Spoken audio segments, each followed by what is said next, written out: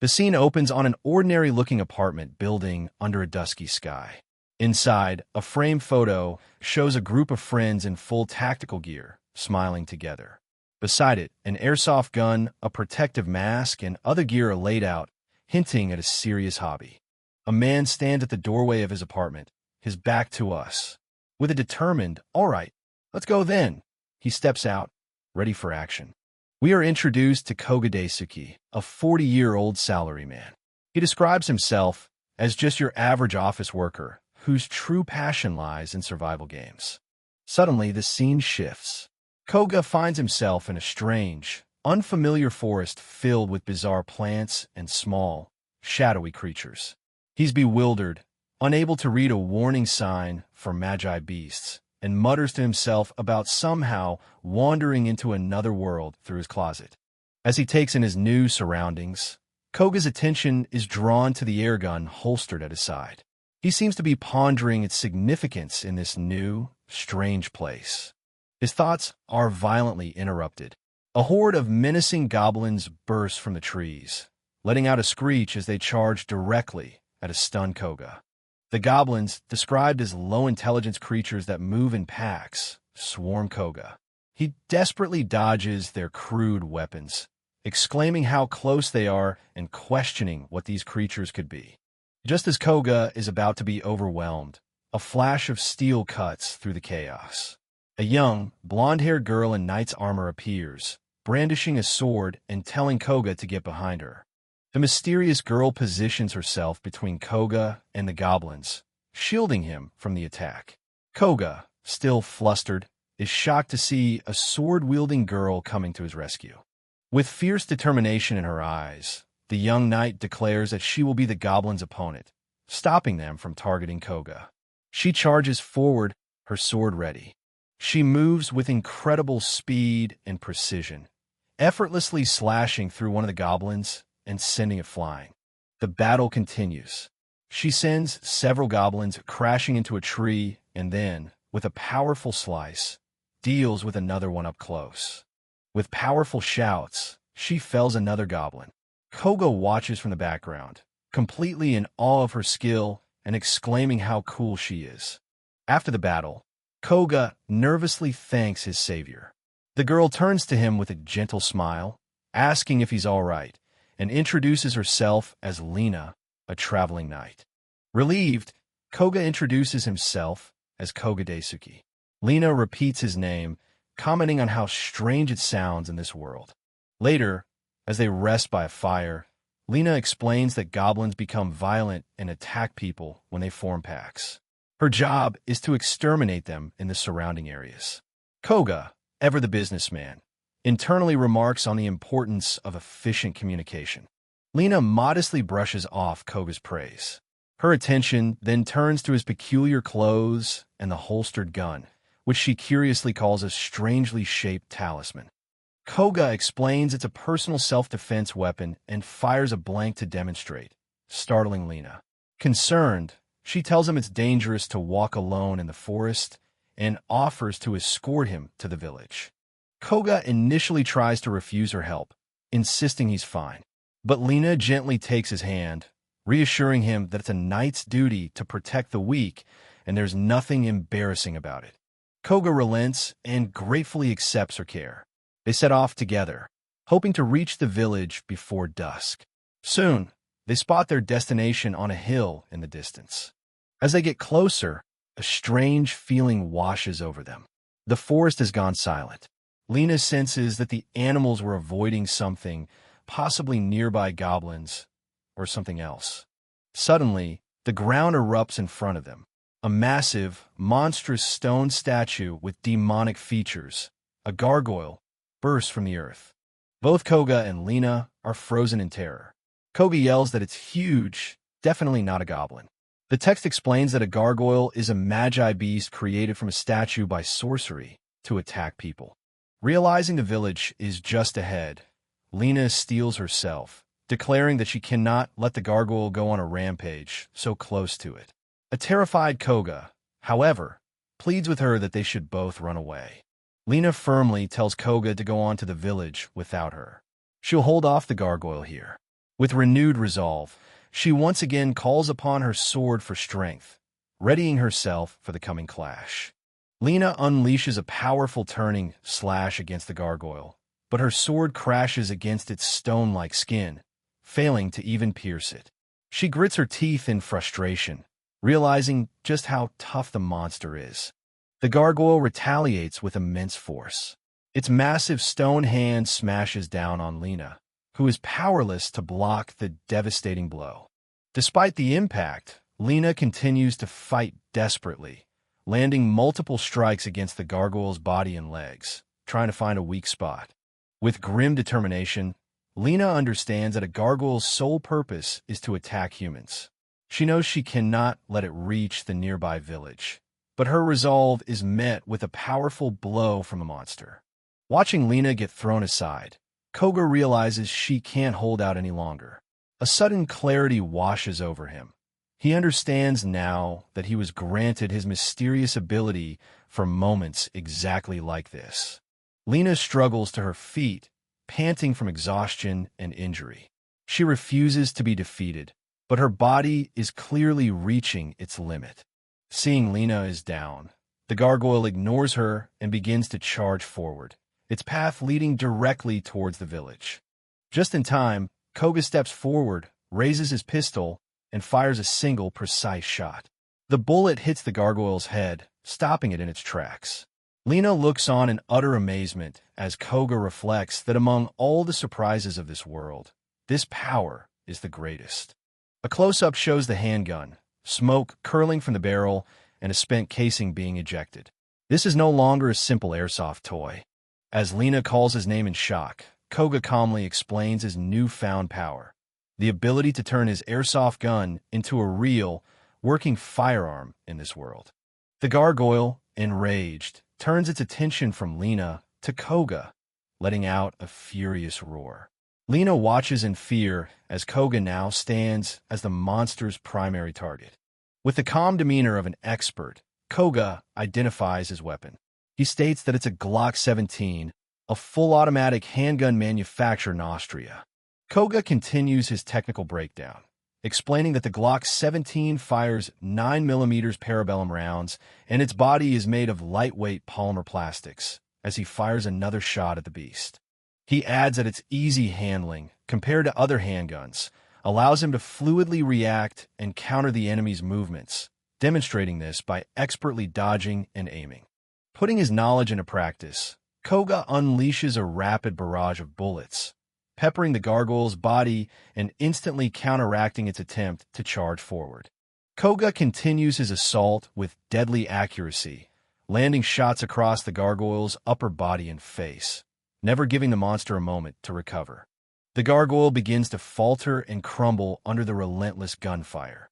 Lena watches, stunned, realizing it's an unbelievable feat to defeat a gargoyle alone without a sword, a task that even multiple veteran knights would struggle with. With a final decisive volley of shots, Koga completely shatters the gargoyle. Lena, witnessing this incredible display, can only conclude that she has just witnessed the power of a god. With the monster defeated, Koga rushes to Lena's side, asking if she's all right. Overcome with awe, Lena addresses him with the honorific Sama, a sign of her newfound immense respect. Deeply flustered and embarrassed, Lena bows low, apologizing for her previous informalities. She declares that his overwhelming strength must mean he is the god of war himself. A bit overwhelmed, Koga tells her she's mistaken and asks her to raise her head. Thinking like a salaryman, he realizes it's time to return and hands her his business card, which she finds filled with unrecognizable letters. Hesitantly, Lena starts to ask Koga for something. Misunderstanding, Koga promises to return immediately after his work at the company is finished, much to her confusion. Koga tells her to hold on to the name card as he vanishes into a glowing portal, leaving a bewildered Lena to wonder what a company is and who exactly this powerful man, Daisuke-sama, really is. The scene shifts back to Japan. Koga reintroduces himself. Koga Daisuke, 40 years old. He's at his office, explaining his daily routine of work, spending his income on survival game items, and traveling to another world. Eating noodles in the company cafeteria, Koga reflects on his mundane identity. Despite his incredible adventures, he is, for all intents and purposes, just your average salaryman.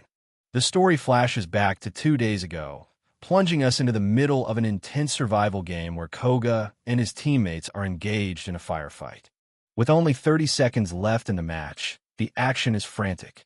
Amid the chaos, Koga overhears a teammate shout that he's getting married, and Koga takes a moment to congratulate him. Later, while having a drink, a friend tells Koga that he's a kind, dependable man who could easily find a partner. Koga reflects that living for someone else might not be so bad, but feels his time has passed now that he's turning 40, his expiration date. Back in the game, Koga skillfully takes down an opponent, earning praise from his teammates. He jokes that while his body is 40, his heart is still in its 20s, before readying his rifle for the next engagement. As he moves through the game, Koga quietly ponders his friend's words about living for someone else. Suddenly, a strange sound fills the air and a smoke screen envelopes him, teleporting him to a bizarre new location with ancient ruins. Completely disoriented, Koga looks around in a panic, yelling out and realizing he's no longer in the survival game arena. His confusion turns to terror as a massive, winged beast, a griffin, descends from the sky and lands before him. The griffin lets out a deafening screech as it attacks. Koga screams in fear, utterly shocked by the appearance of the giant, monstrous bird. As he reels back, a mysterious voice speaks directly to his mind, telling him to fight to his heart's fill and that he has been given the power to do so. Koga is stunned, wondering who is talking to him. He looks at his weapon and has a shocking realization. His M4 carbine airsoft gun has transformed into a real firearm, capable of chambering 5.56mm NATO rounds in a 3-round burst. Koga thinks about his firearms training, wondering if his skills will be enough against such a massive creature. Steeling his nerves, he decides to put his faith in the weapon's newfound firepower. Trusting his instincts and his weapon, Koga opens fire, unleashing a controlled burst at the charging griffin. The bullets find their mark. The griffin, injured and surprised, screeches and flees into the sky. Koga watches in disbelief, shouting that it ran away. As the griffin disappears, a cheerful young girl in a futuristic outfit appears before startled Koga. She applauds his splendid performance and introduces herself as Krim, an observer of this world. Krim happily explains that this place is indeed another world. She reveals that she used the griffin to test Koga's abilities, as she's been traveling through worlds searching for strong, battle-hardened individuals like him. Koga humbly tries to dismiss his skills as just being part of a game, but Krim insists his abilities are the real deal. Moreover, she says his most important quality is his inherent goodness and his heart that's never turned away a person in need. Her tone turns serious as she explains the situation. She is merely an observer and cannot interfere directly. But as of this moment, this world is on the brink of being plunged into chaos and malevolence. Krim tells Koga that she wants him to help anyone he meets who's in need, expressing her conviction that he will eventually save the world. Koga seems hesitant, thinking about his job and how he would find time to rest. Krim waves away his worries, revealing that she has conveniently connected the entrance to this world with his apartment closet. She tells him to just take it easy and save the world whenever he has the time, framing it as a very flexible, low-stress job. Koga is thrilled at the prospect. Koga enthusiastically agrees, stating that with such great work conditions, he has no problems helping. Krim is pleased and says that in exchange for his help, she will grant him special abilities for his journey. Krim explains the first ability, confirming what Koga had already discovered: the power to turn the airsoft gun he's carrying into its real-life counterpart, a power that only works in this new world. Koga is stunned to have the mechanics of his power explained. A business card belonging to Koga Daisuke is shown. This triggers a realization for Lena, a young blonde knight, who understands that this card is the very charm Daisuke gave her, enchanted with a spell to lead her to him. As if summoned by her thoughts, Koga Daisuke, a man in glasses and a simple business shirt, materializes out of thin air right before a startled Lena. He offers a casual greeting, seemingly unfazed by his own sudden appearance. Lena is filled with joy and relief at Daisuke's return. After he praises her, she eagerly urges him to come with her, reminding him that there was something she wanted to ask, picking up a conversation from their last encounter. Daisuke follows Lena as she leads him into a village that lies in ruins. The scene is one of desolation, with broken barrels and debris littering the empty streets, painting a grim picture of what happened here. The villagers' spirits lift as they see Lena has returned. They call out her name in joy and relief. A young boy named Rocco greets her, and Lena gently reassures him that she is strong and okay. With the villagers gathered around, Lena explains the grave situation to a concerned Daisuke. She reveals that the entire village has been under the thumb of a tamer, a person with the power to command monsters. Lena recounts the village's tragic past.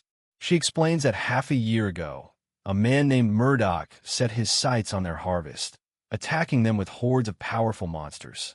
The villagers fought back but stood no chance, and he took their women, money, and food. She continues her story, flashing back to when she challenged Murdoch to save the village. We see a determined Lena charging into battle, demanding he release the hostages and the village from his grasp. In the flashback, the vile antagonist Murdoch is shown with the captive women. He cruelly mocks Lena, telling her that her skills are nowhere near enough, and that he has no intention of giving up his luxurious life. Murdoch watches from above, laughing as he declares that in this world, the strong are the victors. Down below, Lena finds herself struggling to fend off his powerful lizardmen soldiers. One of the lizardmen laughs maniacally, threatening to make Lena his personal plaything. Overwhelmed by the sheer number of enemies, she is forced to make a hasty retreat. Returning to the present, Lena concludes her story with a look of despair. She admits to Daisuke that she couldn't do anything against Murdoch's overwhelming strength and was only able to dispose of his weaker goblin minions. Tears welling in her eyes, Lena clasps her hands and begs Daisuke to lend her his strength. She confesses that meeting him has given her a new glimmer of hope, though she feels selfish for asking. In the background, Daisuke is seen holding a pistol, a symbol of the power she doesn't yet understand.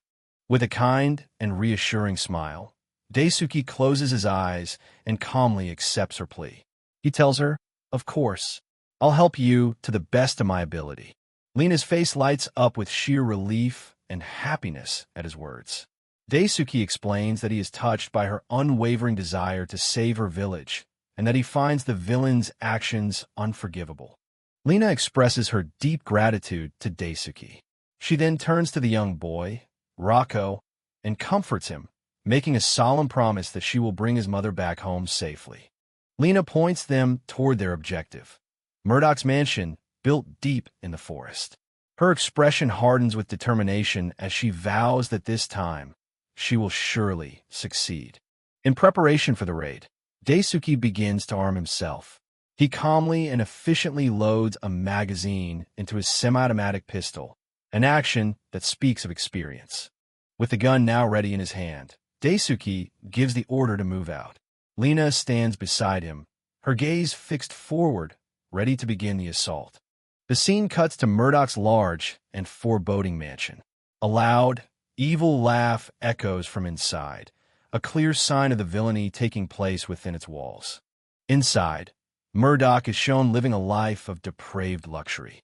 He holds a golden goblet and gropes one of the terrified captive women, boasting that with power, one can have all the money and women they desire. Murdoch's cruelty is further displayed as he grows angry with another captive woman for how she pours his wine. He grabs her, reminding her that it would be in her best interest to stay on his good side. Finally, the heroes arrive. Lena bursts into the mansion, her sword drawn and ready, calling out Murdoch's name to challenge him directly. Murdoch appears on a balcony above them, looking down with a sneer. He taunts Lena, reminding her of her past defeat and sarcastically asking if she's returned without having learned her lesson. His eyes then shift to Daisuke, and he bursts into hysterical laughter. He openly ridicules Lena for bringing a thin, scrawny man as her only backup, but his mockery is met by the hero's unwavering resolve. Still laughing, Murdoch turns to his terrified captives and tells them to get ready for an interesting show. He then begins an incantation, commanding his draconian minions to rise and seek the blood of his enemies. In response to his master's call, a horde of ferocious lizardmen warriors, covered in tough, reptilian scales and armed with crude weapons, bursts onto the scene. Daisuke appears startled as the armed lizards charge toward them. From his balcony, Murdoch gives a wicked grin and orders his monsters to turn both of the intruders into minced meat, while his captives watch in horror. Without hesitation, Lena leaps into action. Calling upon her sword for strength, she unleashes a powerful, turning slash attack against the charging lizardmen. Lena's blade clashes against the lizardman's arm, but to her shock, its tough scales deflect the blow completely, leaving the monster unharmed. The force of the blocked attack sends Lena staggering backward. She loses her footing and falls to the ground, her sword flying from her grasp, leaving her completely vulnerable. Just as a lizardman is about to finish the defenseless Lena, 2 gunshots ring out. Daisuke has opened fire with his pistol, hitting the monster square in the chest. From his perch, Murdoch looks down, completely shocked by the unexpected turn of events. Murdoch stares in disbelief, wondering how Daisuke could release such powerful spells, mistaking the gunshots for magic without chanting. Lena, equally amazed, watches as Daisuke's power is revealed. Enraged, Murdoch can't believe that his powerful lizardmen, monsters with bone-crushing bites and armor-like scales, are being easily defeated by this strange, scrawny-looking man. He furiously demands to know who Daisuke is, as the captive women begin to chatter with newfound hope. In response to the villain's question, Daisuke proudly and loudly announces his full name and title. "My name is Koga Daisuke, Tookata Trading Design Planning Section Chief. A salaryman." The declaration leaves Murdoch utterly confused, as he has never heard of a warrior class called a salaryman. Meanwhile, Daisuke calmly assesses that the enemies are weak and continues to methodically shoot down the remaining lizardmen. Seeing that his lizardmen are useless against Daisuke, Murdoch decides there's no helping it. Announcing that it's over for them, he declares he'll use a prized item from his private collection and begins a new incantation to summon a far more powerful monster. Suddenly, giant vines erupt from the ground. Before the remaining lizardmen can even react, they are snatched up and devoured by the new, unseen threat. A gigantic, monstrous plant bursts through the floor of the hall with a tremendous roar, sending debris and the last of Murdoch's lizardmen flying through the air. Lena stares in horror at the new foe, identifying it as a man-eater, a large, mobile, and intelligent carnivorous plant that actively hunts living creatures. Murdoch laughs with glee, inviting the heroes to have a taste of his prized monster. Lena bravely slices off one of its attacking tentacles, but watches in dismay as the severed end immediately begins to fizz and regenerate. Lena cries out that the wounds are regenerating. Murdoch gloats that swords are useless against it, as Daisuke discovers his pistol shots are equally ineffective. The wounds heal instantly. Lena realizes the monster's regenerative power is too overwhelming and that they need a much more powerful attack. This sparks an idea in Daisuke's mind, recalling how his closet connects the two worlds. He realizes he needs a more powerful attack from his own world to overcome the regeneration. Putting his plan into action, Daisuke reaches his hand into a swirling portal that opens beside him.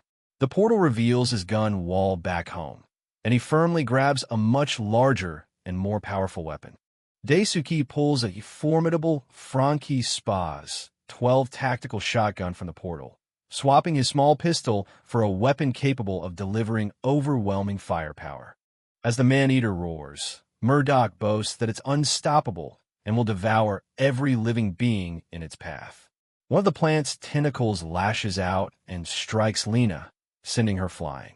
As she's hit, Lena's mind flashes to a memory of a man with blonde hair. We see his concerned face as he shouts her name, and she weakly thinks of his name, Oliver.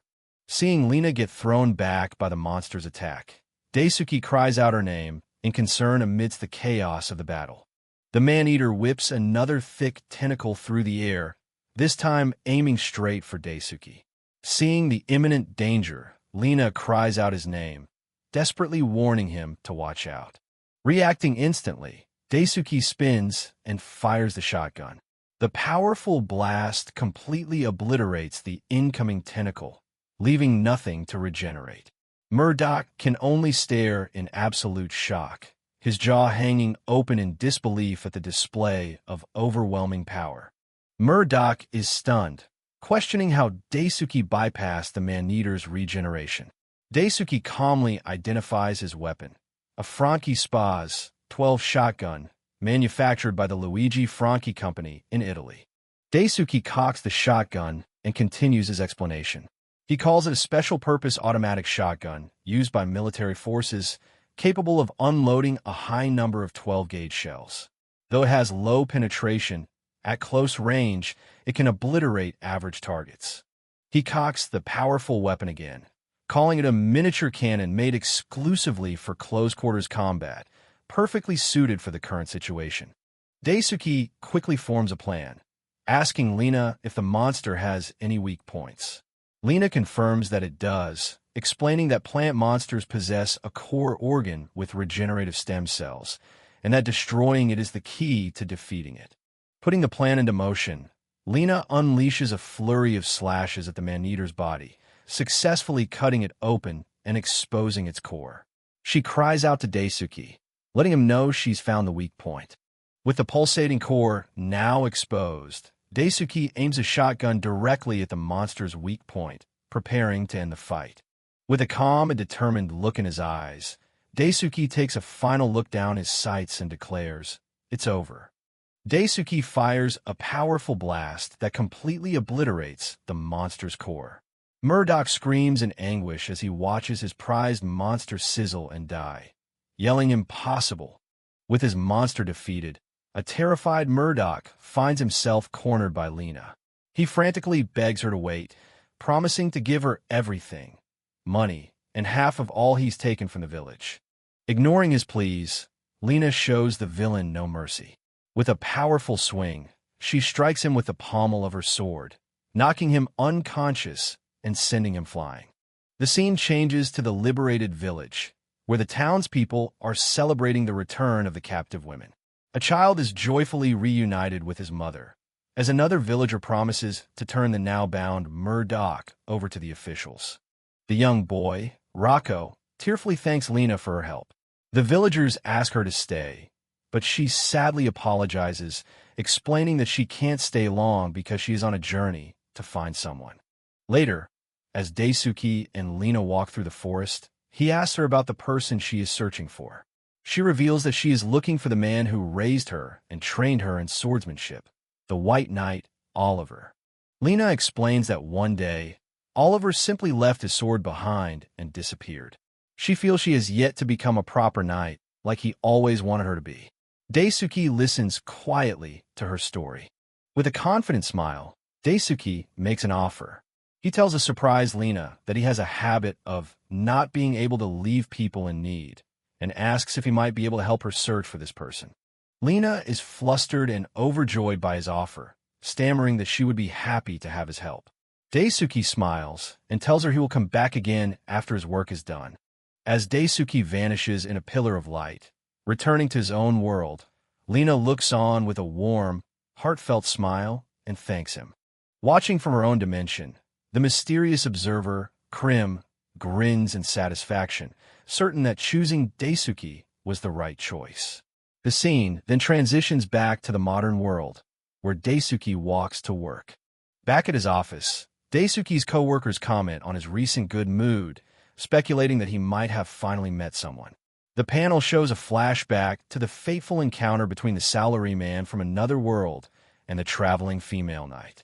The story concludes that the meeting between these two individuals, Daisuke in his office and Lena in her world, would set in motion the events that would ultimately change the fate of her world. The scene opens on a bustling port, with dock workers going about their daily tasks, loading and unloading cargo from a large ship. Suddenly, a strange ripple appears in the middle of the port, as if space itself is distorting. From the distortion, a man in a modern-day suit and tie suddenly appears, causing a commotion. The dock workers are startled and confused by his abrupt arrival, with one even dropping a heavy crate. The man, Koga Daisuke, stands tall amidst the chaos, looking down with a confident smile. The surrounding people are terrified and shocked by his sudden appearance. Daisuke, seemingly unfazed by the commotion he caused, throws his arms open wide with excitement, exclaiming, "Oh, it's the sea!" A young blonde woman in a cape, Lena, runs towards him, calling out his name. She has arrived as well. Daisuke greets her, and she explains that they are in the port city of Sessin Norma, marveling at how lively it is. Lena explains that the city is bustling due to the flow of goods and people passing through the port. She hopes that with so many people around, they might find a clue about a person named Oliver. As they walk through the city, a town crier announces a recruitment for challenge battles at the Colosseum. He shouts that the champion will be rewarded with a grand prize of 100 pieces of gold. Daisuke is amazed to see a real-life Colosseum. Lena explains that while it was originally for shows and contests, it has become a betting ground with worsening public order ever since the new lord took over and repurposed it for matches. Lena warns Daisuke that she's never heard anything good about the Colosseum and suggests he stay clear of it. Just then, someone forcefully bumps into her from behind. The person who bumped into her is a mysterious hooded woman with dark skin and distinct markings on her face. The impact sends Lena stumbling forward right into Daisuke's arms. Daisuke holds onto Lena to steady her, asking if she's all right. She looks up at him, flustered, and confirms she is. In the background, the hooded woman walks away without a word. Lena, embarrassed, profusely apologizes to Daisuke, insisting it was her fault. Daisuke tries to calm her down, but he notices something is amiss as the crowd continues to move past them. Later, they find themselves at Sengo's eatery. A large, appetizing serving of wood-grilled and nut steak is placed on their table. Daisuke exclaims that the meal looks delicious. Lena tells him to consider it a thank you for his help earlier. She explains that the wood-grilled steak is a local specialty made from a nut, a large fish found near the water's surface. They both say thanks for the meal and dig in. They find the steak delicious, with Daisuke noting that both a nut and mackerel resemble each other a lot. Lena is overcome with joy, her face blushing as she savors the food. She exclaims that it's delicious and that she really wanted to eat it with Japanese sake. Daisuke agrees that it would go well with a ponzu or ginger soy sauce. Daisuke notices Lena's unusually happy expression. She asks if something is wrong, but he says it's quite the contrary. Feeling generous, Lena tells him that today is her treat and he should order as much as he likes. But the happy meal comes to a screeching halt. Lena freezes with a look of pure shock, exclaiming. She frantically checks her belongings and realizes her wallet is gone, likely stolen back when she was bumped into. Elsewhere, the thief is revealed to be the hooded woman from before, Aisha. She lies comfortably while examining her loot, Lena's coin purse and a strange talisman. She remarks on how loaded the night was. Aisha examines the talisman, Daisuke's business card from his world, wondering about the strange letters and who he could possibly be. Back at the eatery, Daisuke, trying to console a crying Lena, tells her not to worry and that he has plenty of his name cards. Daisuke's attempts to pay are a complete failure. He offers a 10,000 yen bill, but the angry shopkeeper, seeing it as worthless paper, snatches it and throws it away. Daisuke then suggests a wireless transaction, which is also impossible in this world. To pay for their meal, Lena begins working as a waitress at the eatery. She's a natural, and the customers are immediately smitten by the hell-cute waitress, eagerly placing orders with her. Meanwhile, Daisuke contributes by chopping a large log of wood with an axe. An old man and another patron are impressed, with one complimenting him on his muscles. Daisuke thanks him, seemingly unfazed. Lena apologizes to Daisuke for the trouble her stolen wallet has caused. He reassures her that it's fine, as he's working for his meal and actually enjoyed the manual labor. The experience makes him contemplate the realities of this new world, realizing he needs to figure out a reliable way to earn money, unlike in games where you simply defeat enemies for loot. As Daisuke is lost in thought, a new problem arises. A large, brutish man slams his fist on the counter, accusing the owner of charging him for a drink he hadn't touched. As the owner argues back fearlessly, Aisha, the hooded thief, watches the escalating conflict from the window with a curious gaze, setting the stage for another confrontation. The thug threatens the shop owner, but before he can do anything, Lena bravely steps forward with her sword drawn, declaring that she will be his opponent if he wants a fight. Daisuke steps in, placing himself between the thug and the owner.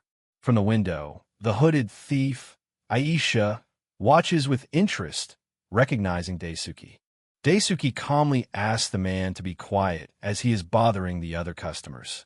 Enraged at being told what to do, the thug raises his knife to strike, screaming that Daisuke is unforgivable. The owner shouts for the young man to run for his life. In a flash, Daisuke draws his pistol and fires. The bullet strikes the thug's hand, sending his sword flying. The man cries out in pain, clutching his wounded hand. Lena and Aisha look on in complete shock. A flashback reveals a conversation with Krim, who explained Daisuke's unique ability. Not only can he turn his airsoft guns into real firearms, but he can also use any type of ammunition at will. In the present, Daisuke confirms he used a non-lethal rubber bullet. The thug's companion tries to attack, but Daisuke swiftly incapacitates him as well. The narration explains that this type of rubber ammunition, developed to suppress riders, packs a punch comparable to a heavyweight boxer, despite its shorter range. Daisuke explains that the pain will make the man unconscious, but he won't die. Terrified, the thug agrees to pay. Aisha is amazed by his power.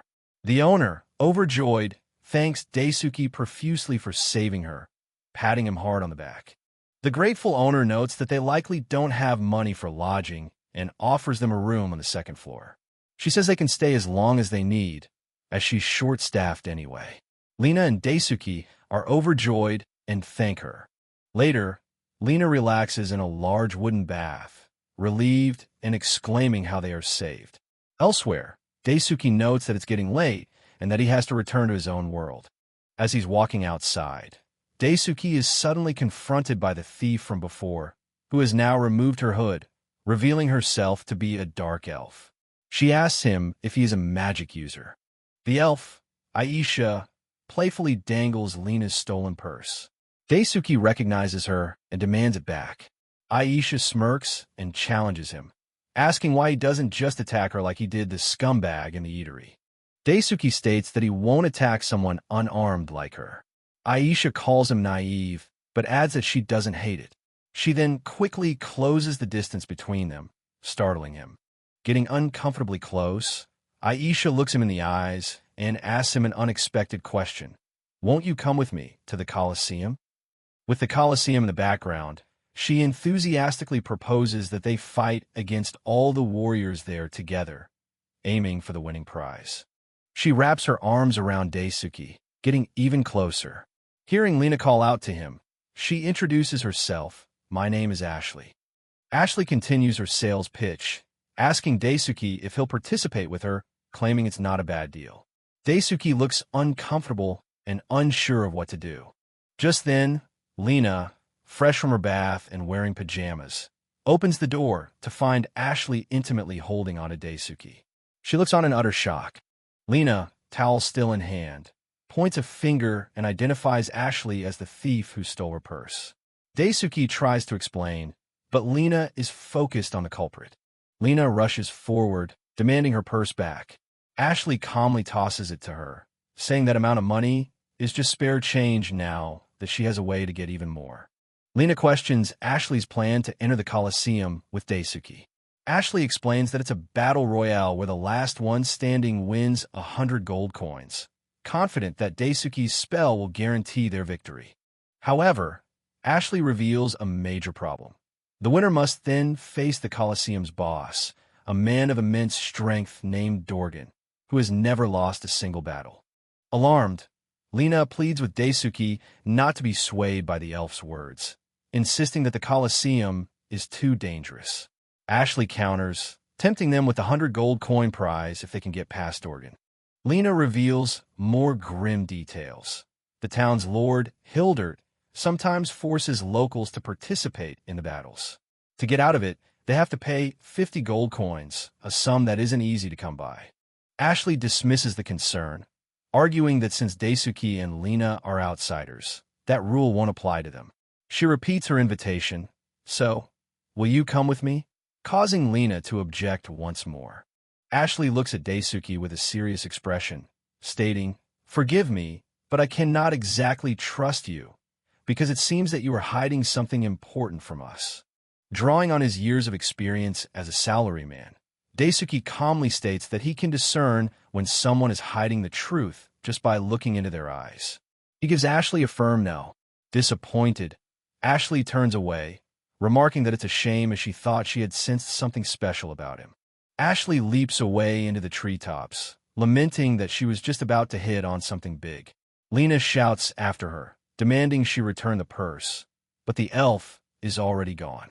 As Ashley disappears, thinking about the 50 gold coins she needs, Daisuke is abruptly pulled back to his reality. He checks the time and panics, realizing it's already 7:30 a.m. and he's late for work. He rushes off, saying he has to go back for the time being. The scene shifts to later, with Lena eating noodles. Her thoughts drift to the Colosseum, recalling that after the fall of the Ferdia Kingdom, the governing lord changed, and the arena became a hideous affair. While working at the eatery, with customers fawning over her, Lena overhears some patrons discussing the battle challenge. They comment that unlike the weak thugs from the previous day, the original contestants were much tougher, and they wonder who could possibly defeat Dorgan and finally shut Hildert up. The scene cuts to Hildert's castle, perched menacingly on a cliff. Below, in a dungeon, the formidable gladiator Dorgan is shown shattering the stone pillars to which he is chained. With powerful roars, Dorgan continues to smash his surroundings, showcasing the immense and destructive power the townspeople fear. On a balcony overlooking the chaos, Lord Hildert smirks with satisfaction. An aide reports that Dorgan is in peak condition, with the regeneration magic showing no signs of rejection. Hildert praises his berserker. Hildert boasts that his spells allow him to bend any warrior to his will.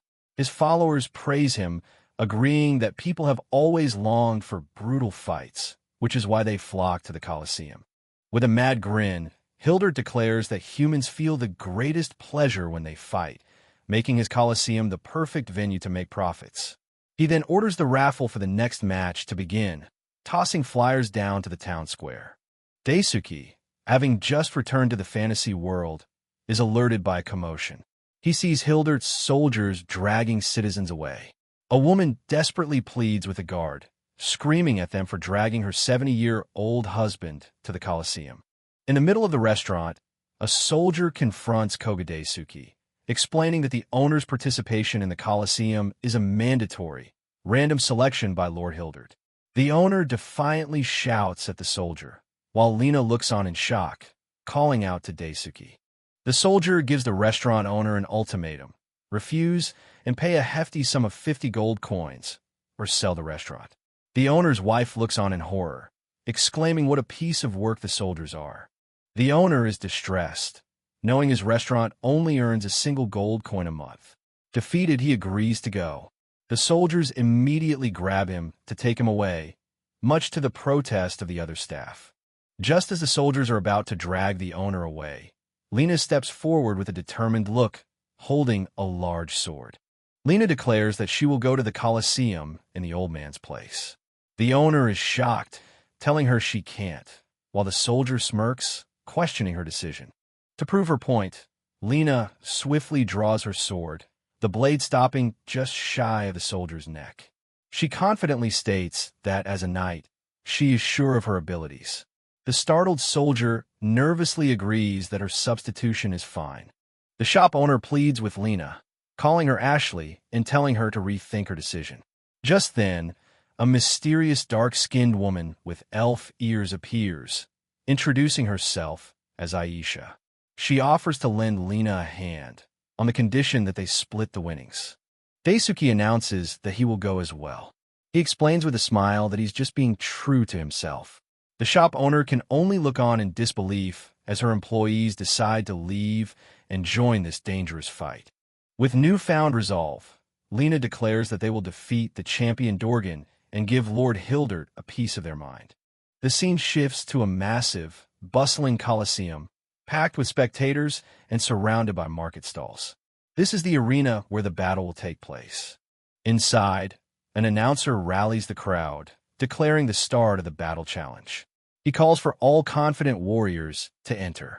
Below, a motley crew of armed fighters waits, ready for combat. As the combatants rumble into the arena, Daisuke and Lena emerge into the light, both taken aback by the sheer size of the crowd of fighters. The other participants are already shouting threats and boasts, claiming they will be the last one standing. In the stands, the crowd roars, demanding violence. Aisha reminds her companion not to forget her 50 gold coin reward. On a balcony, Lord Hildert addresses the brave warriors, announcing that the victor will be granted 100 gold coins. With a final declaration, a horn is blown, signaling the start of the chaotic battle royale in the packed arena. The battle erupts into a massive, chaotic clash as dozens of fighters charge at each other with their weapons drawn. In the midst of the chaos, Lena tells Daisuke she's leaving her rear to him. Standing back to back, Daisuke calmly agrees, holding his pistol at the ready. As enemies close in, Lena warns Daisuke. A massive, fully armored knight boasts that he has come to the Colosseum to test his prowess, introducing himself as Herodias III. Lena springs into action, skillfully blocking a downward slash from an armored opponent with her own invincible blade. Lena prays to her sword for strength as other fighters scream their intent to be the last one standing, charging in to crush anyone in their way. With a powerful shout, Lena clashes with her opponents, her sword meeting their shields and weapons in a flurry of blows. Lena focuses, her eyes sharp, as she cuts through the mob of fighters, easily dodging and parrying attacks from multiple sides. Unleashing a special move, Sonic Zapper, Lena spins in a whirlwind of steel, the force of her attack sending multiple armored fighters flying. The surrounding fighters are stunned by her power, acknowledging she must be a trained swordswoman far beyond their level. Realizing they can't face her head-on, one of them shouts to the others to move away and attack her from the flank. As the fighters create distance, a large, heavily armored man sees an opening and charges at Lena from her blind spot. But just as he's about to land a blow, Daisuke calmly takes aim and fires his pistol, stopping the attacker cold. The crowd is stunned by the loud crash as the attacker falls. One fighter shouts in confusion, asking if it was magic, while another notes he didn't see an attack. Daisuke calmly explains to Lena that it's the power of his Colt, a larger caliber weapon that's easy to use. Daisuke shows off his weapon, a Colt government-issued model. He explains that it uses heavy .45 ACP rounds instead of the usual 9mm, which deliver a powerful shock on impact despite their shorter range. As another fighter charges, Daisuke fires a single shot. The bullet hits the man squarely in the leg, instantly stopping his movement, demonstrating the weapon's effectiveness. The crowd buzzes with excitement, wondering who this amazing fighter is. Daisuke smiles, revealing to himself that all the bullets are rubber-tipped. He then warns the downed fighters, including Herodias, not to try anything or he'll shoot. Working together, Daisuke uses his pistol to provide covering fire while Lena charges forward, cutting down opponents. The other fighters can only watch as the duo dominates the arena. Elsewhere in the arena, a group of terrified conscripts lament their fate having never even held a sword before. A brutish fighter spots them, laughing as he identifies them as easy prey and charges in. Just as the brute is about to strike, Aisha intervenes, knocking him back with her staff. She tells him to stop, declaring that if he dares to lay a hand on the defenseless men, he'll have to face her instead. The man she saved thanks her. Aisha correctly identifies him as Ethan, noting she was looking for a man with a scarf like his. Ethan is stunned, asking how she could possibly know his name. In the stands, the crowd roars for more violence. The eatery owner watches with a worried expression. Meanwhile, a bookie walks through the crowd, urging everyone to place their bets. The bookie announces that the highest odds are currently on Daisuke and Lena.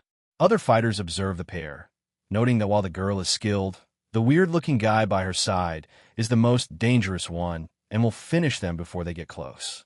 The fighters realize that Daisuke has been fighting without actually taking anyone down. They conclude that if they attack him with overwhelming numbers, they stand a chance. Daisuke simply smirks as he notices them grouping up. One of the fighters gets close and swings his weapon at Daisuke, laughing maniacally.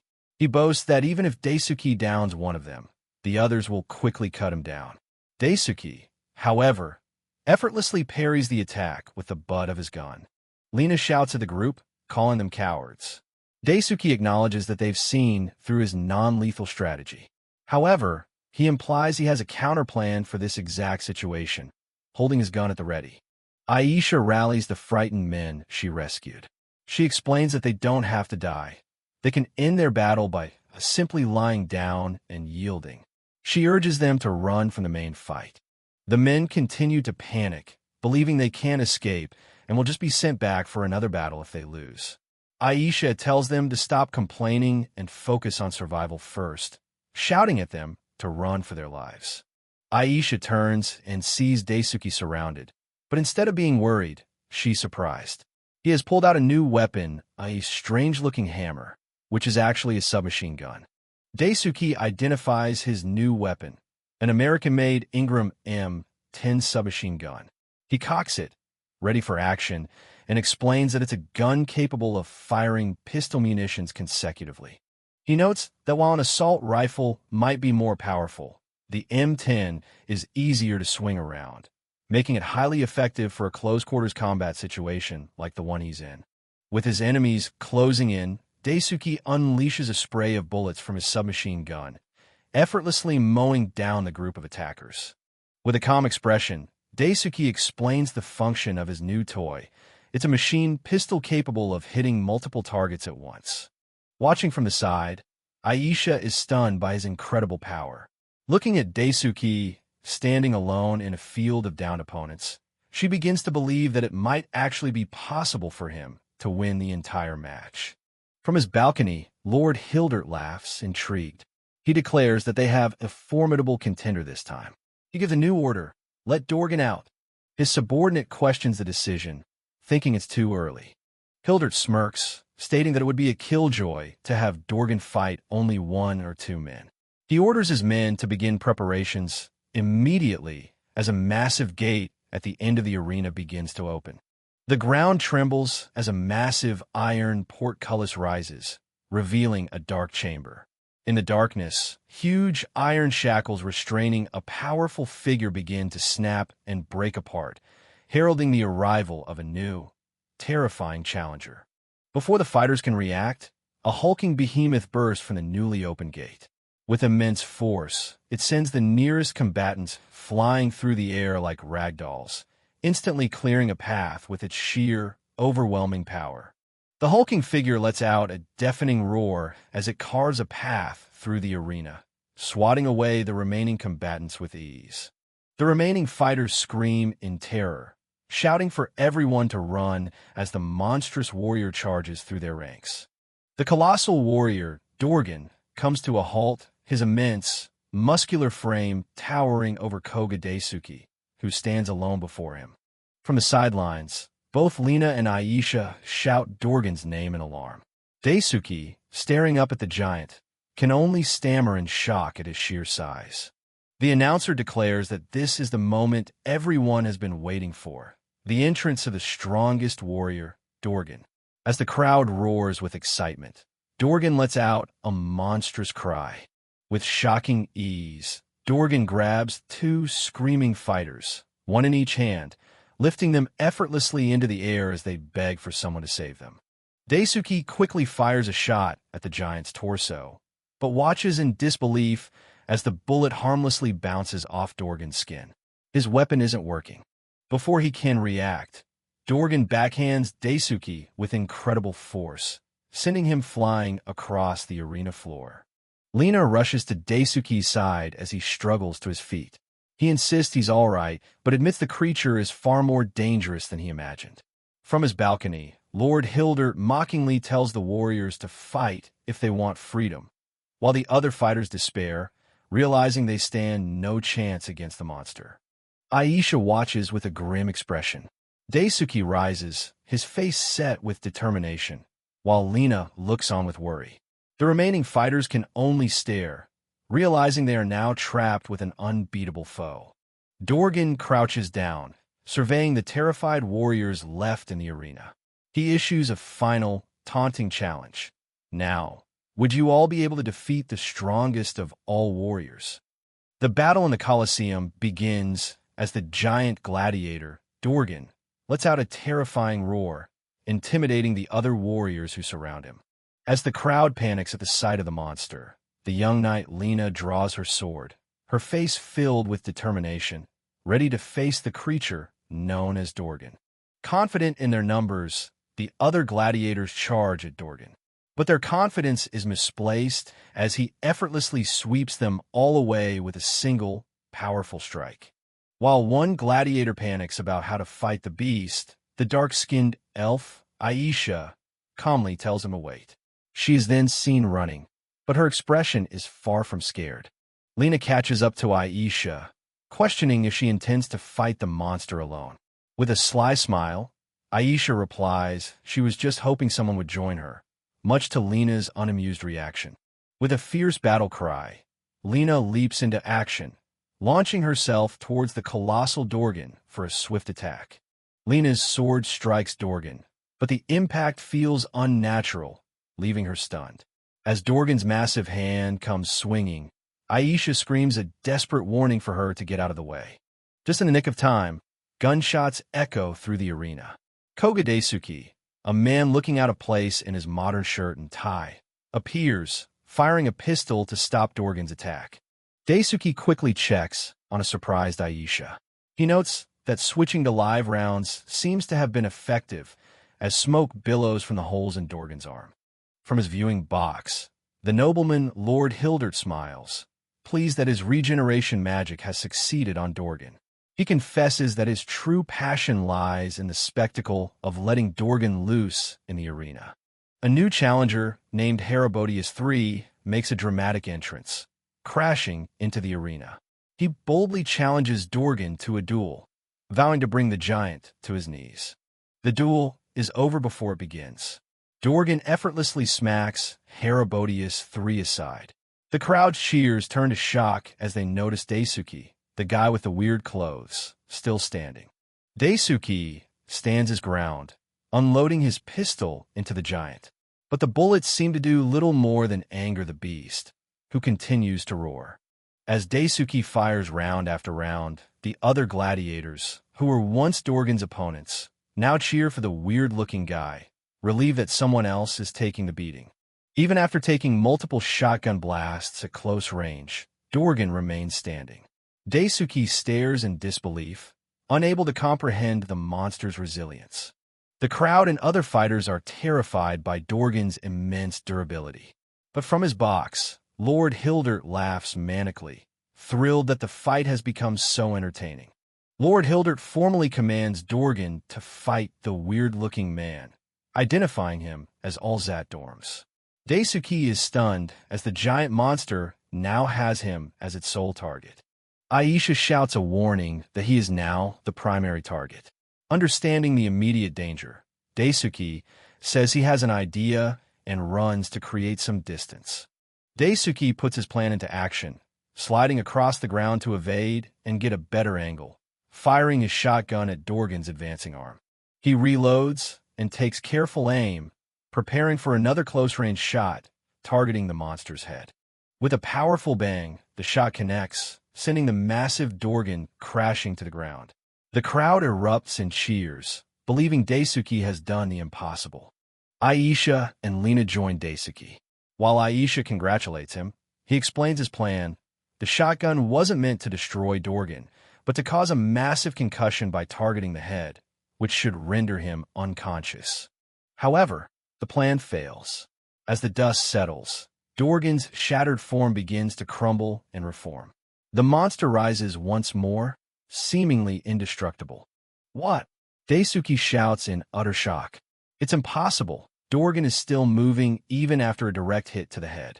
As the monster raises its arm for a final blow, Daisuke fires his shotgun in a desperate, last-ditch effort. But it's too late. Dorgan's massive fist slams into Daisuke, sending him flying and knocking him unconscious. As he lies motionless, his shotgun clattering to the ground, Lena screams his name in horror. The impact from the shotgun blast knocks Dorgan's helmet clean off. Lena, Aisha, and the other gladiators stare in shock at what is revealed. Beneath the helmet, there is no face, only a rough, chiseled block of stone. Lena screams in terror that he doesn't have a face, that he isn't human. From his balcony, Lord Hildert erupts in laughter, mocking them for only now realizing the truth. Aisha looks on in horror, muttering that his face is made of stone. Hildert's aide suggests stopping the match, but Hildert reveals the truth to the entire arena. Dorgan is actually a stone golem, a living construct powered by his own life force. Hildert dismisses his aide's concerns about casualties, asking why they should stop when things just got lively. He's delighted that the golem has regained its initial strength. The creature is officially identified as a stone golem, a giant made of boulders with astounding strength. Faced with this impossible foe, the remaining gladiators begin to panic and surrender. The golem goes on a rampage, smashing through the arena wall as the crowd screams. An announcer tells everyone to run for their lives, while Daisuke remains unconscious on the ground. As people flee, Lena stands her ground, refusing to let the golem escape. Aisha agrees, cheekily adding that they can't get the prize money if they don't win. Filled with rage at seeing Daisuke hurt, Lena lets out a cry of fury and charges towards the stone golem, her sword ready. Lena's brave charge inspires the other gladiators to attack as well, but their efforts are useless. The golem effortlessly swats them all aside as they scream in despair that it's impossible to win. Aisha watches in despair, realizing the man she hoped to rely on, Daisuke, has been defeated. Meanwhile, Lord Hildert is ecstatic, reveling in the sight of his golem crushing the hapless ants. Herodias III manages to wake Daisuke, telling him he's regained consciousness. Daisuke learns with surprise that the giant is a golem, and that things have spiraled out of control since he was knocked out. Daisuke pushes his glasses up, a determined look in his eyes, as a mysterious portal begins to swirl into existence behind him. Herodias III looks on in shock, asking what in the world is happening. Having completely lost control, Lord Hildert orders his golem to attack and kill everyone in the arena. The golem immediately targets Lena, who screams as she is struck. The golem's mighty fist smacks Lena, sending her flying. Aisha can only scream her name as she watches her friend get hit. Lord Hildert laughs maniacally, boasting that his golem is unstoppable and that any resistance is useless. Having dispatched the others, the stone golem turns its attention to the still-down Daisuke, lumbering towards him. Suddenly, a massive explosion rips through the golem's arm, blowing it to pieces. Lord Hildert and Aisha look on in shock, with Hildert screaming about what's happening to his precious golem. The source of the attack is revealed. Daisuke is no longer down. He's lying prone, aiming a massive, newly summoned sniper rifle at the golem. Lena and Aisha are overjoyed to see Daisuke is okay. Looking through his scope, Daisuke admits that he missed his first shot, as it was his first time using this new gun. As the golem stumbles from the first hit, Daisuke steadies his aim, promising that he won't miss the next shot. Lina looks on with a mix of awe and concern, calling out Daisuke's name as he focuses intently on lining up his crucial second shot. Lord Hildert is furious, enraged that Daisuke is not only still alive, but has managed to damage his golem. He bellows, ordering the golem to drop everything and kill that man. Daisuke fires his second shot. The massive rifle unleashes its power, and the bullet slams directly into the golem's core, shattering the stone and causing a catastrophic explosion from within. The resulting shockwave is immense. The golem is blown completely off its feet, its body breaking apart as it crashes violently onto the arena floor. The force of the blast throws the crowd back. Lord Hildert can only scream in anguish as he watches his precious golem get blown apart. The arena is stunned. Herodias III and the crowd praise the man with the weird outfit. Daisuke calmly identifies his weapon, a Barrett M82, a .50 caliber anti-material rifle. He explains that it was developed to destroy targets that normal guns can't penetrate, possessing enough firepower to deter armored vehicles and even attack helicopters. Lord Hildert is consumed by rage, screaming that Daisuke is unforgivable and that he will have him killed. Just then, the ground shakes as the golem, unbelievably, begins to charge once more. Daisuke doesn't hesitate. He fires a third time, and the powerful round completely obliterates the golem's head and upper torso. The golem finally crashes down, its body crumbling into a lifeless pile of rocks. Lord Hildert lets out a final, defeated scream. Victory! The other gladiators celebrate, cheering that Daisuke actually did it. Aisha and Lina run to his side, praising him and expressing their relief that he's all right. Daisuke groans in pain as he tries to stand up. Herodias III approaches, noticing that his legs were injured by the golem. Daisuke confirms this and asks for a hand. The remaining gladiators approach, but instead of hostility, they declare that there's no doubt Daisuke is the winner. Lina and Aisha, however, remain on guard, ready to defend him if necessary. The gladiators quickly back down, admitting they wouldn't dare fight someone so far out of their league. Watching this, Lord Hildert curses them all in frustration. Refusing to accept defeat, Lord Hildert begins a dark chant. He clutches his amulet, screaming that it's not over yet, and commands the golem to rise once more using his power. To everyone's horror, the shattered pieces of the golem begin to float into the air, swirling together as they begin to reform. The gladiators scream as they see the golem being revived. Lord Hildert's aide begs his master to stop, warning him that he's being too reckless. The aide explains that attempting to recreate the masterpiece golem will only result in a dangerous, unstable monster. But Hildert, mad with rage, screams that Daisuke destroyed the treasure given to him by the king. The unstable magic works, and a new, more monstrous version of the stone golem crashes down onto the arena floor. The gladiators cry foul, saying the match is over. But Hildert declares he no longer cares about the tournament. His only goal now is to kill Daisuke.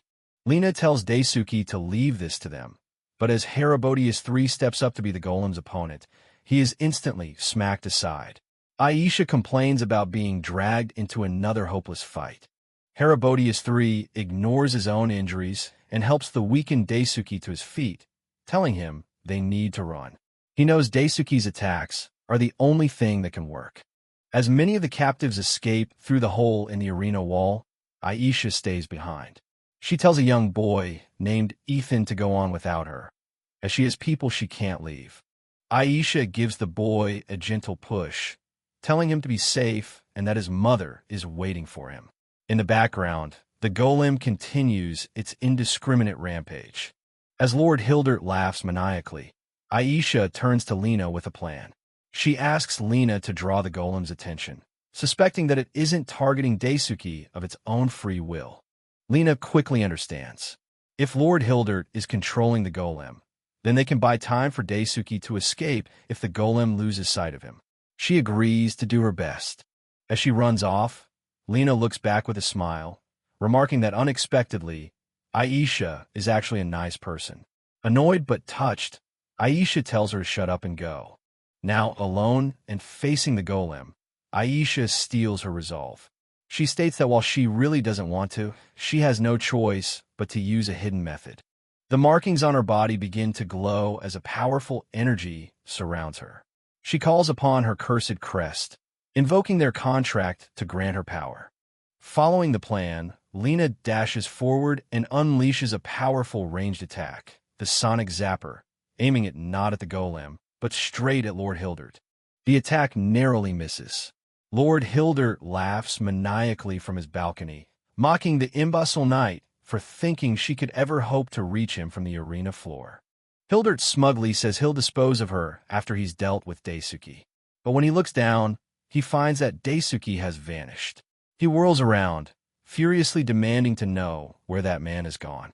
Meanwhile, the gladiators hear a heavy thumping sound approaching. They wonder what new horror is coming their way as a massive, shadowy figure emerges from the smoke. A new challenger appears, a colossus in gladiatorial armor, even larger than the golem, with a terrifying multi-lens helmet.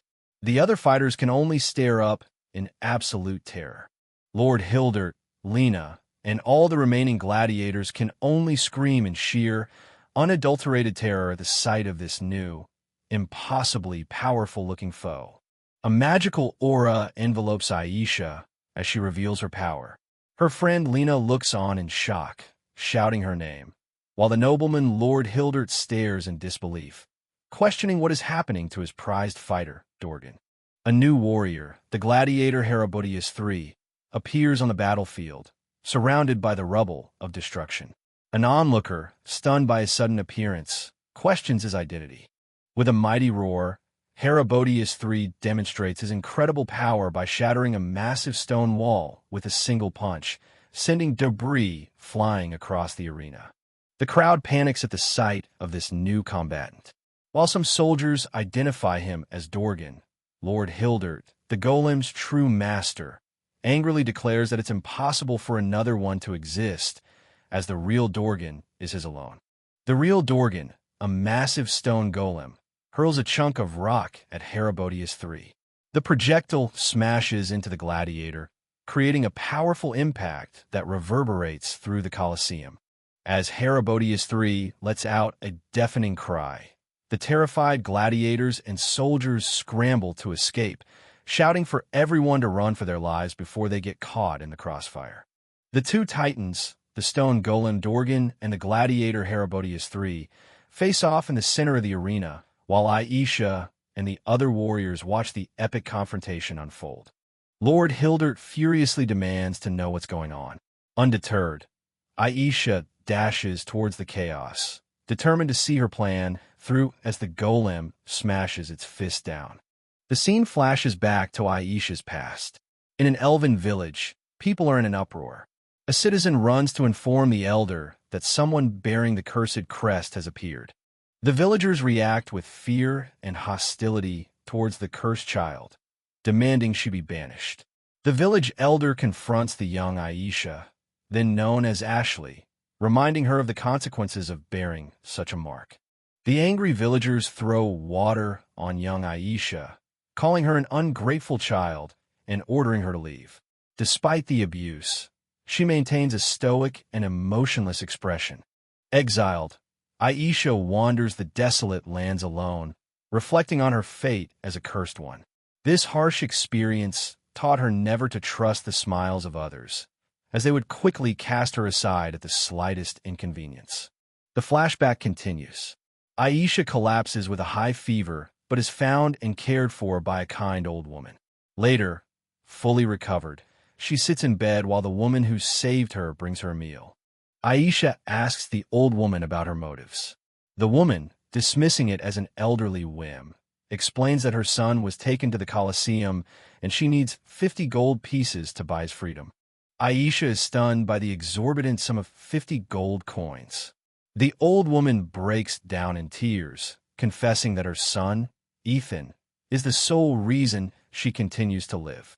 Watching the old woman cry for her son, Aisha's expression hardens. She tells the woman that when Ethan returns, she must simply hug him without saying anything. Aisha resolves to earn the 50 gold coins, no matter what it takes. She makes the old woman promise that in exchange, she will simply embrace her son upon his return. The flashback ends. Aisha reflects on the old woman's love for her son, realizing that there are people in the world worth fighting for and never letting go of. Returning to the present, the illusion of the gladiator Herodias III finally dissipates with a great burst of energy, revealing that he was never really there. Lord Hildert realizes he's been tricked into fighting a mere illusion. Aisha explains that bearers of the Cursed Crest are granted unique abilities in return for their affliction. Aisha reveals her power as an illusion spell user, capable of creating projections of anything she's seen. She gloats that while Hildert was distracted, everyone escaped to safety. Hildert furiously insults her for looking down on him. Enraged by the deception, Lord Hildert orders his real golem, Dorgan, to grab Aisha, vowing to crush her to death for making a fool of him. As the golem's massive stone hand closes in, Aisha peeks over the rock she's hiding behind, wondering if the old woman's son, Ethan, has been safely reunited with his mother by now. Facing her apparent end, Aisha finds peace, thinking that meeting genuinely kind people before her last moments made for a life that wasn't so bad after all. She braces for impact as the golem's hand comes down to crush her. But just as the golem strikes, a voice calls out to Aisha. It's Koga Daisuke, positioned on the upper levels of the arena. Aisha looks up in shock and relief, calling out his name as salvation appears at the last second. Aisha screams as the golem's massive fist smashes the rock she was hiding behind, sending her flying through the air from the force of the impact. Daisuke reappears, sniper rifle in hand, declaring his intention to end the fight. Lord Hildert seethes with rage at his return, while Herodias III warns Daisuke that his injured body won't last long. Aisha is stunned, questioning why Daisuke would come back for her despite his injuries. With tears in her eyes, she wonders why he didn't abandon her when he had the chance. Daisuke fires his high-caliber sniper rifle. The bullet blasts towards its target, but the powerful recoil sends a shockwave through his injured body, causing him to grunt in pain. Lord Hildert laughs maniacally. The boulders that were blasted off the golem begin to magically fly back into place, regenerating its body. He boasts that as long as he has magic, the golem is invincible. Daisuke discusses strategy with Herodias III. Herodias reveals the golem's weakness. He spotted a statuette inside its body that appears to be its power core. After chipping away at the golem's stone body, its weakness is finally revealed. As Daisuke processes this new information, Aisha screams out a warning that the golem is charging straight for them. Just as the golem is about to strike, Herodias III pushes Daisuke out of the way, taking the full force of the blow himself and getting launched across the Colosseum. The crowd below watches in horror as Herodias III's body crashes down onto the stands. The people panic, shouting that something is falling from above and that they need to get away. Daisuke and Herodias find themselves on the outer ring of the Colosseum, with the colossal golem blocking their path on the narrow walkway. Thinking fast, Daisuke fires his rifle not at the golem, but at the structure beneath its feet. Lord Hildert, trapped by the rubble, laughs, believing he's won and destroyed the only exit. The ground beneath the golem begins to crack and crumble. As the golem falls through the floor, Herodias realizes that Daisuke had been aiming to destroy its footing all along. With the golem immobilized and sinking into the wreckage, Herodias spots the exposed core. He yells at Daisuke to aim for the statuette, confident that he can make the shot. With the golem's core exposed and its movements restricted, Daisuke takes careful aim, preparing to fire the final, decisive shot with his powerful anti-material rifle. The bullet strikes the core directly, causing it to crack and erupt with energy. The golem is blown apart from the inside as a massive explosion tears through its stone body. As the golem's arm is sent flying into the air, Daisuke coolly adjusts his glasses. His mission is complete. The threat has been neutralized. A massive explosion engulfs the Colosseum as the golem is completely obliterated, sending a shockwave of force and debris across the entire arena.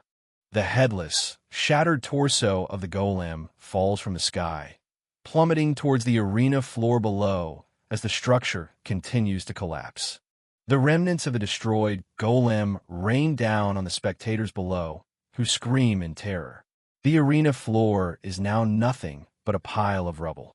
The other gladiators stare in amazement, realizing that Daisuke actually defeated the invincible golem. Exhausted from the fight, Daisuke stumbles, and Aisha rushes to catch him. Aisha catches Daisuke as he collapses from exhaustion. She asks him why he returned for her, reminding him that she had given him a chance to escape. Lying on the ground and struggling to speak, Daisuke smiles weakly. He tells Aisha that he's just not the type of person to leave someone behind, and that he's glad she is all right. Aisha looks down, moved by his words. Her face softens, and she blushes slightly. Touched by his selfless act of returning to save her, she affectionately calls him an idiot. As Daisuke, supported by Aisha and Herodias, emerges from the wreckage, they are met by a massive, cheering crowd. The people celebrate his victory, hailing him as the Golem Slayer. Herodias III raises his arm in victory and proudly announces to the adoring crowd that the danger has passed, for they have successfully defeated the golem. The crowd erupts in cheers for their hero. One woman tearfully thanks the Golem Slayer for saving her husband. Overwhelmed and embarrassed by the attention, Daisuke insists he is just a salaryman named Koga Daisuke. The crowd, misinterpreting his plea, begins cheering Sir Salaryman. A woman apologizes for their rudeness, having learned his actual occupation. Defeated, Daisuke resigns himself to his new title. Herodias tells Daisuke to stand tall and be proud, as it is a hero's duty to meet the people's expectations. Lena then rushes onto the scene, asking if Daisuke and Aisha are all right. Aisha gruffly interrupts, telling Lena to stop right there as they are not exactly fine at the moment. Daisuke, however, smiles and tells Lena that he's glad she is also safe. The celebration is cut short by the arrival of Lord Hildert, who marches in flanked by his personal guards, his face a mask of pure fury. Seething with rage over the destruction of his precious golem, Hildert orders his guards to immediately apprehend Daisuke, branding him a traitor. However, the guards hesitate, unnerved by the situation. Someone from the crowd throws something at Hildert. He furiously demands to know who it was, threatening to imprison them for treason. A gladiator boldly steps forward, daring Hildert to try, declaring they stand with the salaryman who defeated his golem. As the crowd murmurs in agreement, a guard rushes in with terrible news for Lord Hildert. A mob of dissatisfied citizens has surrounded his mansion. A full-blown riot has erupted outside. An angry mob, armed with farm tools and makeshift weapons, shouts that their livelihoods have been ruined ever since they were put under Hildert's rule. The mob begins pelting Hildert and his guards, demanding he leave their city. His advisor, realizing the danger, urges him to retreat to their home country before things escalate further. Panicked, Lord Hildert flees in his carriage, abandoning his bewildered advisor and screaming at his driver to get them out of there immediately. As his carriage speeds away, Hildert glares back at the crowd, consumed by hatred. He curses this salaryman and vows that he will never forget this humiliation. The citizens cheer, celebrating their newfound freedom from the tyrant. Elsewhere in the joyous crowd, a young boy named Ethan is finally reunited with his loving mother. The mother cries with relief, grateful that Aisha kept her promise to bring her son back safely. Ethan tells his mother that an elf helped him in the Colosseum, but he doesn't know where she went. Remembering Aisha's words, "Just hold him without saying anything," the mother pulls her son into a tight, emotional embrace, overwhelmed with joy and gratitude. Watching the touching reunion from a distance, A gentle, satisfied smile graces Aisha's face. Below, the city celebrates freedom amidst the ruins of the Colosseum. For their victory, the group is rewarded with a hefty bag of 100 gold coins. Aisha cheers, declaring she's taking her promised 50, while Daisuke nervously considers how they could possibly spend such a fortune. Lena suggests Daisuke hold onto the remaining 50 coins. He agrees, noting that he can keep it safe in his closet, a portal to his personal storage space, where no one can steal it. Aisha playfully suggests Daisuke give her the money, so she can double it at the casino, an idea that horrifies Lena. Meanwhile, Herodias approaches Daisuke, having taken a keen interest in him. The armored gladiator formally introduces himself as Herodias III.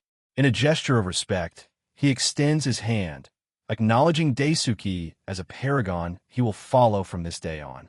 Daisuke, ever the polite salaryman, laughs and formally introduces himself back, presenting his business card from Tukita Trading, limited to the bewildered knight. A healer rushes over to treat Daisuke's leg injuries, but Daisuke tries to wave him off, saying he has to go. The healer insists, horrified by the state of his wounds. Aisha shouts in surprise as Daisuke activates his teleportation magic. Waving goodbye, he promises to return later, leaving his new companion stunned as he vanishes into thin air. As Herodias remarks on how strange Daisuke is, Aisha jokingly asks Lena why she still remembers his wallet. Lena blushes, completely flustered.